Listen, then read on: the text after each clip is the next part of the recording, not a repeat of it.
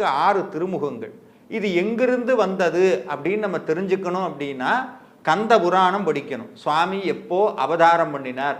நிறையா பேர் ஒரு சின்ன விஷயத்தை புரிஞ்சுக்கிறோம். என்னன்னா, சூரபத்மனை வதம் செய்வதற்காகத்தான் முருகப்பெருமான் தோன்றினார் அப்படின்னு நினைக்கிறோம். ஆனால் அது தவறு.